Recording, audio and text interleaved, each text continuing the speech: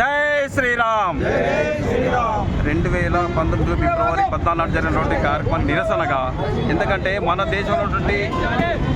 దేశంలో మన కోసం పనిచేస్తున్నటువంటి సైనికులందరినీ కూడా మట్టు పెట్టించినారు. మట్టు పెట్టినప్పుడు కూడా అక్కడ ప్రభుత్వం కానీ, అప్పుడున్నటువంటి కేంద్ర ప్రభుత్వం కానీ, రాష్ట్ర ప్రభుత్వం కానీ వాళ్ళకి ఏమాత్రం సానుభూతి చెప్పలేదు.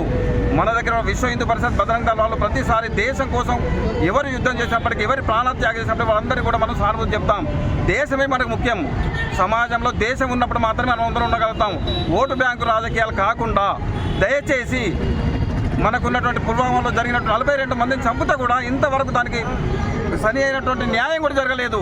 ఎందుకు జరగాలంటే ఓటు బ్యాంకు రాజకీయాల కోసం ఎవరు కూడా దానికి పనిచేయట్లేదు.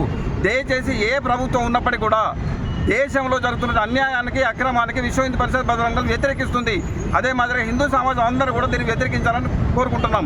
అదే మాదిరిగా ఇలా ఫిబ్రవరి 14 వాలెన్స్ డే అన్నారు. వాలెన్స్ డే మనకు సంబంధించి కాదు, అది మన సంస్కృతి కాదు, భారతదేశం సంస్కృతి కాదు.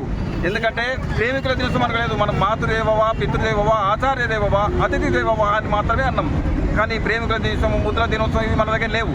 దయచేసి వీటిని మన సమాజంలో ఉన్నటువంటి వాళ్ళని మనం ఖండిస్తాం. మన పిల్లలు హిందూ సమాజంలో ఉన్నటువంటి ఇప్పుడున్న జనరేషన్ కూడా దీన్ని దయచేసి అట్లాంటి కార్యక్రమాలకు పోకుండా సమాజం కోసం, దేశం కోసం పనిచేసే ప్రయత్నం చేస్తాం. 5 సంవత్సరాలు మనకు 5 సంవత్సరాలు జరుగుతున్న కార్యక్రమంలో కూడా ఇంతవరకు సరైన చర్య తీసుకోవట్లేదు గవర్నమెంట్.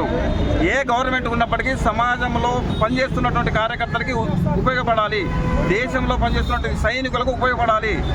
సైనికులు అంత రాత్రి అనకుండా, పగలనకుండా భార్య పిల్లల్ని విడిచిపెట్టి దేశం కోసం, సమాజం కోసం పనిచేస్తుంటే కూడా వాళ్ళ గురించి ఆలోచించే ఓటు రాజకీయాలు ఆలోచిస్తున్నారు. దయచేసి అది ఆలోచించకుండా ఏ ప్రభుత్వం అయినప్పటికీ కూడా.